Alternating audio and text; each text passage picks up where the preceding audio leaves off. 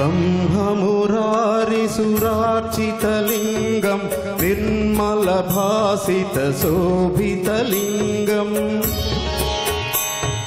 जन्मजदुःखविनाशकलिङ्गं तत्प्रणमामि सदा शिवलिङ्गम्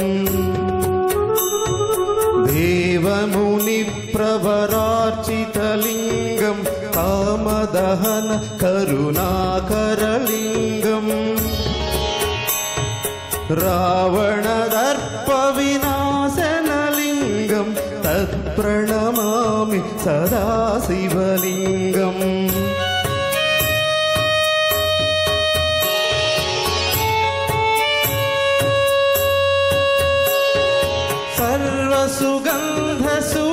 सर्वसुगन्धसुलेपितलिङ्गं बुद्धिविवर्धनकारणलिङ्गं सिद्धसुरासुरवन्दितलिङ्गं तत्प्रणमामि सदा शिवलिङ्गं कनकमहामणिभूषितलिङ्गं फणिपतिवेष्टितशोभितलिङ्गम् दक्षसुयज्ञविनाशनलिङ्गं तत्प्रणमामि सदा शिवलिङ्गम् कुङ्कुमचन्दनलेपितलिङ्गं पङ्कजहार सुशोभितलिङ्गम् सञ्चितपापविनाशनलिङ्गं तत्प्रणमामि सदा शिवलिङ्गम्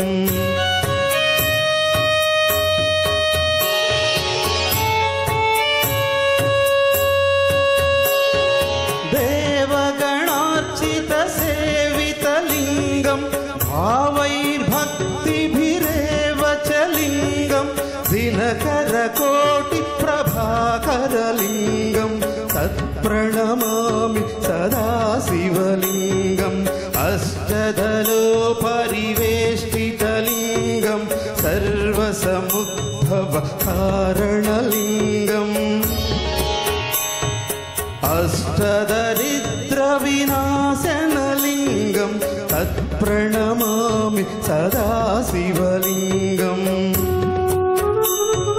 सुरगुरुसुरवरपूजितलिङ्गं सुरवनपुष्पसदार्चितलिङ्गम्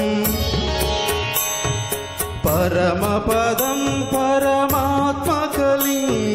तत्प्रणमामि सदा शिवलिङ्गम्